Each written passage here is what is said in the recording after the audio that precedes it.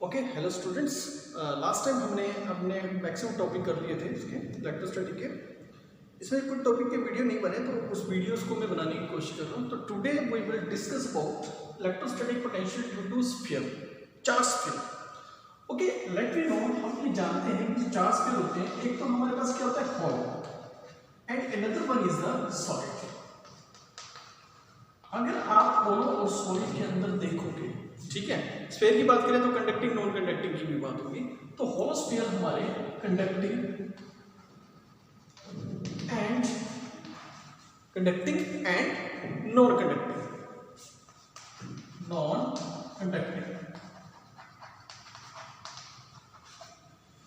In case of solid sphere, it's also a conducting and non-conducting. So, conducting and non-conducting. अब यहाँ पर हमारी एक चीज देखने वाली है, जब हम हॉलो की बात करते हैं तो it's may be hollow means क्या हो सकता है, हम मान के चलते हैं कि इसके इन बिटवीन यानी कि यहाँ पर बीच वाला स्पेस जो है वो खाली होगा, कहीं ना कहीं वहाँ पर एम्प्टी स्पेस होगा। दैट्स व्हाई वी से हॉलो।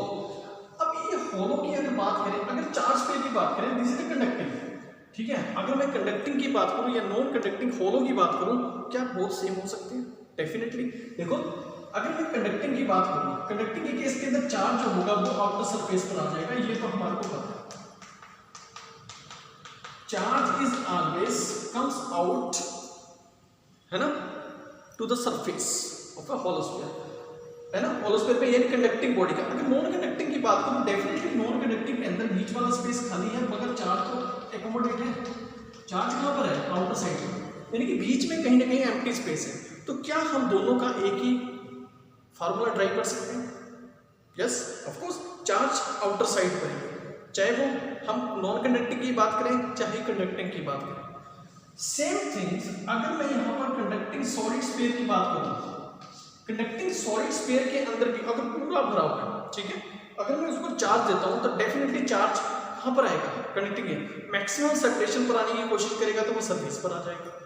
तो अगर वो सरफेस पर आता है तो उसके लिए भी फार्मूला ये बन सकता है। So hollow conducting and non conducting and solid conducting के लिए सेम फार्मूले यूज किए जाते हैं, बट नॉन कंडक्टिंग सॉलिड के लिए वो डिफरेंट होगा, ठीक है। तो उस चीज के अंदर हम उस चीज को हम लेकर चलेंगे। तो सबसे पहले हम बात करते हैं हॉलो की। दिस इज द हॉलो की अगर हम बात करते हैं तो यहाँ पर हम क्या करेंगे, हम यहाँ पर पोटेंशियल को कैलकुलेट करेंगे, क्योंकि हमने इलेक्ट्रोस्टैटिक पोटेंशियल कैलकुलेट करना है आउटसाइड और इनसाइड।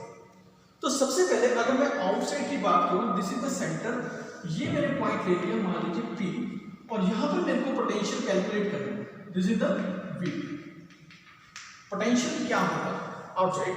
अगर इसका रेडियस मान लीजिए R है और यहां से लेकर यहां तक का distance, this is the R, ठीक है, रेडियस R, और डिस्टेंस क्या हुआ, सेंटर से जो है जहां पर आपको पोटेंशियल कैलकुलेट करना है वो हमने ले लिया P। ओके, अब हमारे को पता है कि पोटेंशियल एनर्जी कैसे कैलकुलेट करते हैं। इन्फिनिटी से कोई हम टेस्ट चार्ज लेके आते हैं पॉइंट P तक, ताकि हम इसका पोटेंशियल उस पॉइंट तक कैलकुलेट कर सकें जो कि R distance from the centre of hollow sphere. Clear? तो ठीक है, हमारे पास एक चीज है। अब हमारे को पता है लास्ट टाइम जो हमने देखा था, तो हमारे को इलेक्ट्रिक फील्ड एट पॉइंट की P क्या होगी? अगर मैं इलेक्ट्रिक फील्ड निकालूं P पॉइंट पर, this is the K Q upon R square, ठीक है, क्योंकि यहाँ की वैल्यू क्या है? Q।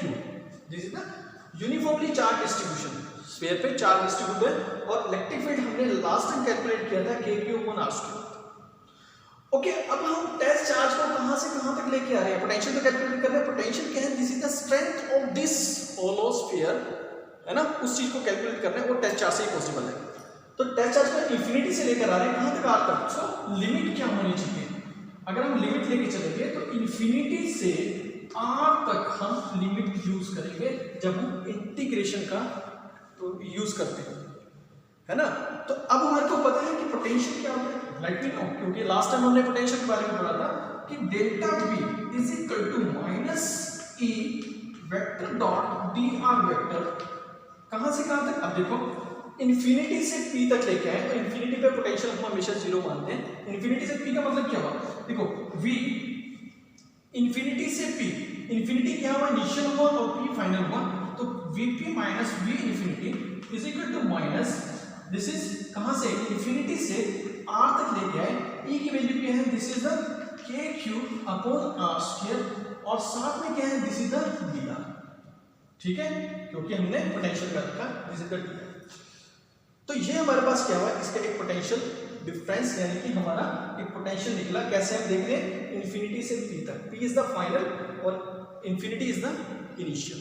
तो इनिशियल से फाइनल तक हमारे को इंटीग्रेट, अब इसको इंटीग्रेट करते हैं और हमारे को पता है कि पोटेंशियल एट इन्फिनिटी को जीरो होता है। इन्फिनिटी पे जीरो हो सकते हैं, मान के चल सकते हैं, क्या पता थोड़ा हो बहुत कम हो, बिल्कुल नेग्लिजिबल हो, ठीक है, उसको हम जीरो मान लेते हैं। तो यहाँ पर Vp क्या निकलेगा, लेट्स सपोज, तो Vp is equal to minus K cube, this is the constant, बाहर आ जाएंगे, integration of 1 by r, dr का क्या होगा, ठीक है, इसका होगा dr अपॉन r स्क्वायर का इंटीग्रेशन इंफिनिटी से r क्या होना चाहिए, this is the k cube upon minus 1 upon r, this is the infinity से r, सो लिमिट पुट करेंगे माइनस के क्यूब, ठीक है, लिमिट पुट करते हैं, क्या होगा देखो, minus 1 upon r plus 1 upon infinity, 1 upon infinity क्या होती है, वो हमारी होती है जीरो। सो 1 अपॉन इन्फिनिटी अगर जीरो है तो ये फार्मूला हमारा क्या बन जाएगा, इस चीज को हम लिख सकते हैं कि Vp is equal to minus यानी पे K cube upon r, this is the required formula, this is the required formula, Vp is equal to K cube upon r। तो ये हमारे पास क्या हुआ, पोटेंशियल का फार्मूला है। एक बार मैं दोबारा यहाँ पर लिख देता हूँ, फाइनली जो यहाँ से रिजल्ट आया, this is the Vp is equal to K cube upon r, positive. So यानी कि पोटेंशियल एट पॉइंट P क्या होगा, वो यहाँ पर हमारे पास निकल के आ गया, दिस इज द के क्यूब अपॉन r। तो यही हमारे को कैलकुलेट करना था, this is the outside. Outside का मतलब क्या हुआ, यानी कि हम r जो है is greater then radius, this is the outside, we have to find out this is the outside of the charge, यानी कि चार्ज होल स्फीयर का आउटसाइड में पोटेंशियल कैलकुलेट कर दिया। तो same formula for conducting, non conducting and conducting solid के लिए भी होगा। क्लियर, अगर यहां तक है, दिस इज द आउटसाइड। अब मैं इनर साइड के बारे में बात करूंगा, note down, this is the note, तो आप इस चीज को नोट कर सकते हो। Okay, now next is the, next में हम क्या करेंगे, इनर साइड के बारे में बात करने की कोशिश करते हैं। इनर साइड के बारे में क्या होगा, देखो same diagram, okay, this is positive positive positive positive, connecting solid, non connecting, ठीक है, फॉलो सबके लिए सेम। अब मान लीजिए एक पॉइंट P यहाँ पर, इसका डिस्टेंस r, ये सेंटर पर, ये कैपिटल R, ठीक है, एक पॉइंट हमने इनर साइड ले लिया, P जो इनर साइड है, ये हमारा क्या हुआ, सरफेस पर, यहाँ पर क्या पोटेंशियल Vs, ठीक है। लेट्स सपोज सबसे पहले हमारे पास फार्मूला आया कि Vp जो पॉइंट हमने निकाला था आउटसाइड में, k cube upon r, this is the outside. If r is equal to r, तो सरफेस पर क्या होगा, ठीक है, अगर हम r यानी कि जो बाहर था, अगर उसको रेडियस के इक्वल है, तो सरफेस पर पोटेंशियल निकल जाएगा। तो सरफेस पर पोटेंशियल क्या होगा, मान लीजिए Vs, this is the k cube upon r, ठीक है, आउटसाइड पर ये, और जो सरफेस है, सरफेस पर हमारा k cube upon r। Okay, अब हम क्या करते हैं, Vs से P की तरफ जाते हैं, यानी कि लिमिट क्या होनी चाहिए, limit is s to P, surface से P की तरफ जाएंगे। मगर हमारे को एक चीज तो पता है कि इलेक्ट्रिक फील्ड इनसाइड, अगर एम्प्टी स्पेस है तो इलेक्ट्रिक फील्ड तो वहां जीरो होती है ना। इलेक्ट्रिक फील्ड अगर जीरो है तो हमारा फार्मूला क्या बनेगा, देखें, V, अब Vs से यहां तक जाएंगे, Vs, Vp minus Vs, this is the final minus initial, is equal to minus integration of, कहां से कहां तक, सरफेस से P पॉइंट तक, या इसको हम R भी बोल सकते हैं। और यहां पर हमारा फार्मूला क्या है, this is the E dot dr vector form के अंदर, ठीक है। डॉट को हटाते हैं, cos थीटा आपको पता ही है कि वो हमारा क्या हो जाता है, 0 डिग्री होता है, वो हम लेके नहीं चल रहे इसमें डायरेक्ट। तो यहां से s टू r, तो इलेक्ट्रिक फील्ड इनसाइड वो हमारी 0 होती है। इलेक्ट्रिक फील्ड इनसाइड किसी भी कंडक्टर के, यानी कि कंडक्टिंग बॉडी के, चार्ज तो बाहर अकोमोडेट हो जाता है, चार्ज अपने आप मैक्सिमम सेपरेशन पे आने की कोशिश करता है और बाहर एकोमोडेट हो जाता है, तो बीच में क्या रहता है, कुछ नहीं, नथिंग।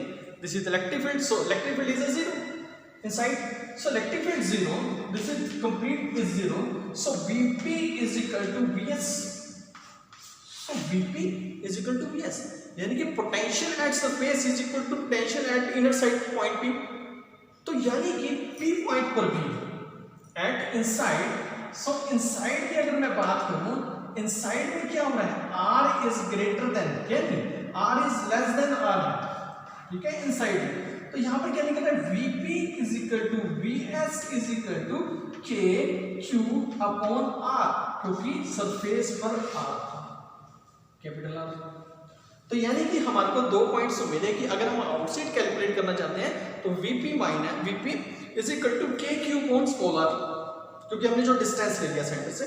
जब हम इनर की बात करते हैं या सरफेस की बात करते हैं तो कैपिटल R लगेगा, तो हम फाइनल रेडियस ले करते हैं। अगर इनर का लोगे तो आउटर का सरफेस देखना पड़ेगा आपको, अगर आउटर का देख रहे हो तो आपको वही डिस्टेंस मेंशन करना पड़ेगा उसमें, जो कि R। तो यानी कि हमारे पास एक फार्मूला ये भी निकल कर आ गया, जो कि conducting, non conducting and conducting solid sphere के लिए सेम। तो this is the all about, ये हमारा क्या था, हॉलो स्फीयर के बारे में और सॉलिड कंडक्टिंग के बारे में ये फार्मूले थे। तो क्या पता चला कि पोटेंशियल आउटसाइड पर भी है KQ upon small r, and potential surface पर और इनसाइड भी है KQ अपॉन कैपिटल R, ठीक है। इस पोटेंशियल को हमको याद रखना है। इलेक्ट्रिक फील्ड किसी भी कंडक्टर के अंदर जीरो अगर होती है तो पोटेंशियल कांस्टेंट रहता है, ठीक है। इस चीज को हमने देखा था, कैसे देखा था, ये देखो कि E इज इक्वल टू क्या था, minus dV upon dr, E is equal to minus dV upon dr।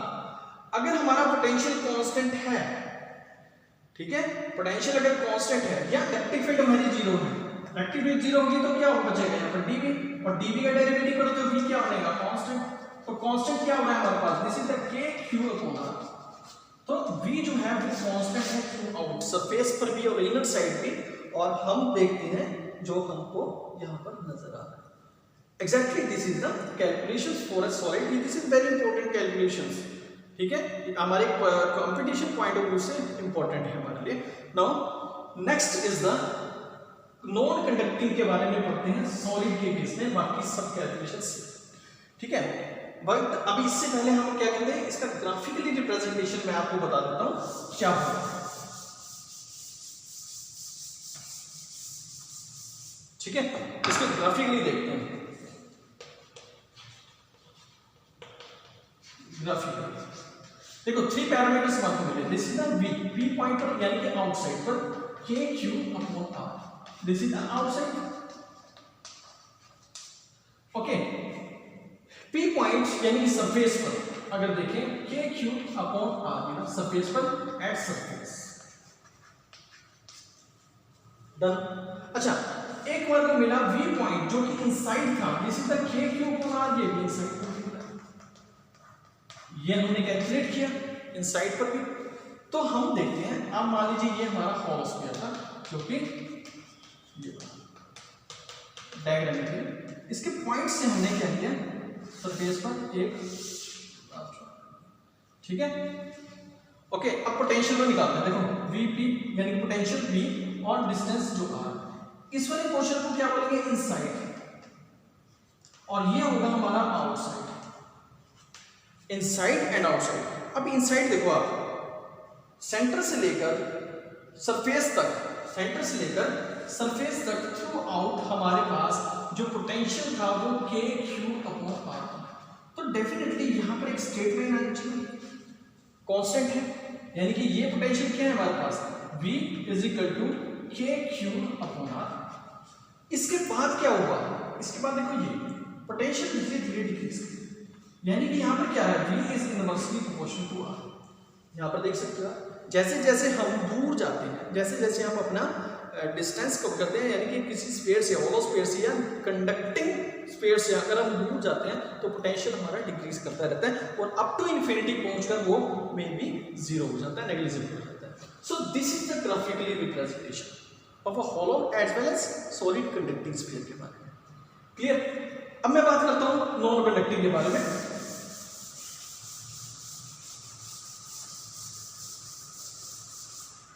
Okay, now comes to non conducting. अब यहां पर नॉन कंडक्टिंग के केस के अंदर देखोगे तो जहां पर चार्ज पड़ा हुआ है वहीं पर पड़ा रहेगा थ्रू आउट पूरी बॉडी के अंदर, ये इसका सेंटर, ठीक है ना। चार्ज जहां पर पड़ा हुआ है वहीं पर रहेगा, सरफेस पर नहीं आएगा, क्योंकि ये नॉन कंडक्टिंग है। कंडक्टिंग में बाहर आ जाता है, मैक्सिमम सेपरेशन को देखने की कोशिश करते हैं, मगर यहाँ सेपरेशन है, बट हम फिर भी मान के चल रहे हैं ये uniform, this is the Q. Okay, outside पे अगर इसका देखेंगे, आउटसाइड पे सेम फार्मूला है, ठीक है, आउटसाइड पे कोई दिक्कत नहीं है, आउटसाइड पे तो हम निकाल सकते हैं पी पॉइंट पर और सेम फार्मूला, बट इनसाइड निकालने की कोशिश करते हैं। अगर आउटसाइड निकालना चाहते हो तो निकालते हैं। देखो पी, यहां से डिस्टेंस क्या था आर, और रेडियस क्या हुआ, दिस इज आर। इंफिनिटी से पी तक लेके आ रहे हैं, सेम वही चीज, delta B is equal to minus E dot D R. यहां पर ई पी क्या है हमारे पास, this is the K Q upon R square. Put the value minus integration K Q upon R square D R. यहां पर कहां से आ रहा है, इंफिनिटी से पी तक, तो पी क्या हुआ, final position minus V infinity. So ये क्या हुआ, ये हमारा जीरो, जैसे लास्ट टाइम हमने देखा था, ये जीरो हो गया। सो वीपी जब हम इसको कैलकुलेट करते हैं तो हमारे पास के क्यू आता है प्लस। तो यानी कि सॉलिड नॉन कंडक्टिंग के केस के अंदर अगर हम आउटर साइड को देखते हैं, आउटसाइड यानी कि R is greater than R, this is the outside के केस के अंदर भी हमारा कि Vp is equal to K Q upon R आता है, यानी कि Vp जो है is inversely proportional to the R, यानी कि पोटेंशियल डिस्टेंस के साथ साथ डिक्रीज करता रहता है। ओके, नाउ अब इनर साइड की बात करते हैं। ये तो हमारा निकल गया, ठीक है, एग्जैक्टली सेम ही आया। अब हम इनर साइड की बात करते हैं, तो इनर साइड के अंदर क्या होगा, let's suppose inner side. Okay, inside के केस के अंदर, इनसाइड में हम क्या लेके चल रहे हैं, this is the R is less than capital, ठीक है। अब इनसाइड के अंदर मान लीजिए ये पॉइंट हमारे पास P है, ठीक है, ये डिस्टेंस R, स्मॉल r, ये हमारा क्या था, सरफेस ds पोटेंशियल। अब यहां पर देखो ये चार्ज जो है यूनिफॉर्मली डिस्ट्रीब्यूटेड है, फैला हुआ है, ठीक है ना, इसके अंदर फैलावट है।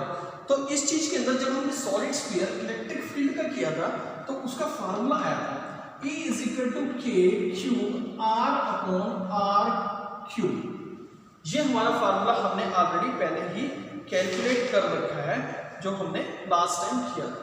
अब इस फार्मूले को हमने यूज करना है इसके अंदर और कैलकुलेशन करते हैं। कैसे, देखो सेम चीज, अब S से P तक जा रहा है, S से P तक लिमिट क्या होनी चाहिए, देखो limit is equal to S to P या S टू R, ठीक है, S टू P या S to R। Let's suppose अब यहां पर देखो कि delta V is equal to integration minus में कहां से, S टू P, और यहां पर क्या आएगा, this is the E vector dot dr। Okay, potential calculate करने की कोशिश करें, पोटेंशियल कहां से है, S से, तो Vp minus Vs is equal to minus, ठीक है, S क्या है हमारा, सरफेस। ओके, S सरफेस क्या होगा, कैपिटल R, ठीक है। इस चीज को क्या लिया, देखो R से स्मॉल r तक, तो कैपिटल R से R गया, कैपिटल R से स्मॉल r तक गया। उसके बाद हमारे पास क्या हुआ, E की वैल्यू क्या है, this is the electric field की वैल्यू, पुट के Q R upon R cube into dr। Okay, now calculate, this is the Vp minus Vs क्या था हमारे पास, this is the K Q upon R। Vs की value क्या थी, के क्यू अपॉन R। अब इस चीज को अगर हम कैलकुलेट करें तो minus K Q upon R cube तो बाहर आ गया, और इसका करोगे तो R square upon 2, this is the R से स्मॉल, ठीक है, Vp माइनस के क्यू, इसका R का R इंटू dr का इंटीग्रेशन करोगे तो R स्क्वायर अपॉन 2 R से R। Clear, okay. अब यहां से आगे चलते हैं, देखो यहां से आगे इस वाली पोजीशन पर देखें तो Vp क्या आ रहा है, देखो Vp is equal to minus K Q, इसको एक्सपोर्ट कर देते हैं, R Q into R square upon 2, फिर माइनस हो जाएगा प्लस में K Q upon R cube R square, देखो लिमिट पुट करने आर स्क्वायर अपॉन 2, और यहां से जो बी एस था वो प्लस हो जाएगा, plus K Q upon are. देखो ये हमारे पास टोटल कैलकुलेशन आ चुकी है यहाँ पर। अब मैं इसको रिड्यूस करते हैं। अब यहाँ पर एक चीज देखो, आर स्क्वायर से ये कटा, ठीक है, तो यानी कि यहाँ पर क्या बचा हमारे पास, this is K Q upon 2r plus K Q upon R, यहाँ पर exact minus K Q upon R Q R square upon 2 is equal to VP. ये वैल्यू थी। अब इन दो वैल्यूज को हम सॉल्व कर सकते हैं। इन टू वैल्यूज को सॉल्व करेंगे तो हमारे पास क्या कैलकुलेशन में आता है, इस चीज को यहां कर देते हैं। ये देखो ये तो हो गया हमारा, लिमिट्स के बारे में आपको क्लियर हो गया सारा कुछ। अब यहां से स्टार्ट करते हैं। देखो यहां पर इस चीज को सॉल्व करेंगे तो हमारे पास आएगा, देखो Vp is equal to minus K Q R square upon 2r cube, और इन दोनों का अगर हम एलसीएम लेंगे तो हमारे पास क्या बनेगा, प्लस में 3/2 के क्यू कोण ओके। तो हम इसके अंदर से एक कॉमन ले सकते हैं, माइनस के क्यू अपॉन क्या लें, आर कॉमन ले लेते हैं। तो यहाँ पर के क्यू कोण अगर आर कॉमन लेते हैं तो हमारे पास क्या बचेगा, के क्यू कोण R, this is the 3/2 minus में R square upon 2r square. This is the equation, this is the required equation. ये हमारे पास बन गई। तो यहां से अगर हम पुट कर दें, मान लीजिए अगर मैं इसको प्लस भी करता हूं, ठीक है, अगर इसको प्लस भी करें, प्लस माइनस भी करें, माइनस किया और उसको माइनस, यहां तो प्लस ही देंगे ना क्योंकि माइनस कर दिया उसको, तो यानी कि हमारे पास क्या होगा, देखो Vp इज, ये तो कांस्टेंट फैक्टर है ना थ्रू आउट, तो ये किसके इनवर्स से चल रहा है, देखो माइनस आर स्क्वायर, ठीक है। तो Vp इज directly proportional to minus R square, negatively चल रहा है। अगर हम यहां पर देखते हैं, if we put if r is equal to 0, r 0 का मतलब क्या है कि ये जो पॉइंट है सेंटर पर आ जाए, यानी कि एट सेंटर और पोटेंशियल क्या होगा, अगर इसको पुट करें तो Vp इज इक्वल टू 3/2 के क्यू अपॉन आर, और इसको बोल सकते हैं कि 3/2 के क्यू अपॉन आर किसका था, Vs का। तो Vp is 3/2 time of Vs, ठीक है। अगर सेंटर पर, यानी कि अगर हमने R को 0 कर दिया तो इसका मतलब क्या है, सेंटर पर पोटेंशियल ज्यादा होगा एज कंपेयर टू सरफेस, कितना 3/2 टाइम्स Vs, यहां से हमारे को मिला, ठीक है। अब ग्राफिकली तो हम सॉल्व कर सकते हैं इस चीज को। आउटर पर देखा हमने कि V जो पोटेंशियल है इनवर्सली प्रोपोर्शनल टू R, और यहां पर हमारे को मिल रहा है कि Vp is equal to 3/2 Vs है। तो क्या हम अब ग्राफिकली रिप्रेजेंट कर सकते हैं इस चीज को, यस ऑफ कोर्स, क्योंकि हमारे पास पैरामीटर है। तो this is the required calculation. इसको उतार लीजिए, ठीक है, पॉज करके उतार सकते हो, ओके। अब देखते हैं हमारे पास, this is the last point जो हमारे को अब देखना है, ग्राफिकली अगर इस चीज को देखते हैं, देखो ग्राफिकली सेम चीज। अब यहां पर क्या है, this is the solid non conducting, ठीक है, इसका सेंटर लिया और एक सरफेस लिया, ठीक है। Inside this is the outside, ये हमारा क्या हुआ R, और ये हमारा पोटेंशियल, ओके। पोटेंशियल और R में देखो, अब यहां पर अगर सेंटर की बात करें, सेंटर पर क्या था, देखो Vp पॉइंट हमने निकाला था इज इक्वल टू 3/2 Vs था, यानी कि अंदर का पोटेंशियल बढ़ रहा है। देखो चार्ज यहां पर है एकोमोडेट, जितना ज्यादा पास चार्ज होगा उतनी इलेक्ट्रिक लाइन्स एक दूसरे के पास होगी, सेपरेशन कम होगा, इलेक्ट्रिक फील्ड ज्यादा होगी, पोटेंशियल ज्यादा होगा पॉइंट पर, है ना। तो पोटेंशियल इनर साइड ज्यादा है, तो मान लीजिए अगर मैं इसको Vp मानूं, यानी कि सेंटर मानूं Vc पर कितनी वैल्यू है, दिस इज द 3/2 Vs। तो ये वैल्यू यहां से घटते घटते यहां तक है, ये वैल्यू जो है दिस इज द वीएस, ये सरफेस है, वीएस पर क्या वैल्यू है के क्यू अपॉन आर।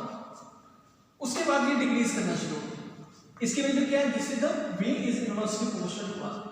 ठीक है, तो इनसाइड के अंदर देखो सेंटर से नीचे गिर रहा है पोटेंशियल, क्यों, चार्ज अकोमोडेट है। जैसे जैसे आप सेंटर पर देखोगे चार्ज ज्यादा है, फिर उसके बाद धीरे धीरे धीरे धीरे धीरे धीरे से प्रेशर बढ़ता जाता है और फील्ड भी बढ़ती चली जाती है, चार्ज भी बढ़ते जाते हैं, फील्ड भी बढ़ती चली जाती है, तो डेफिनेटली पोटेंशियल वहां पर गिरता चला जाता है। क्योंकि आपको पता है कि हम जब दूर जाते हैं तो पोटेंशियल हमारा डिक्रीज करता है, तो सेंटर से पोटेंशियल सरफेस तक आते हुए डिक्रीज किया, उसके बाद बिल्कुल रिड्यूस कर दिया। तो this is the graphical representation of the non conducting, this is the non conducting solid sphere. This is the non-conducting solid sphere. So this is the basic idea about the conducting, non-conducting, hollow and solid sphere. इसको बहुत अच्छे ढंग से note down करना है आपने, ठीक है, कॉपी में। It's a very important points, मैं बार बार आपको एक्सप्लेन कर रहा हूँ, इंपॉर्टेंट पॉइंट है कॉम्पिटिटिव पॉइंट से, बोर्ड लेवल से भी, मगर कॉम्पिटिटिव पॉइंट ऑफ व्यू से हमारे को ज़्यादा अच्छा होता है, बट ग्राफिकली आपको याद रखना है एवरीथिंग। ओके, आई थिंक आपको क्लियर हो गया होगा। Thank you very much.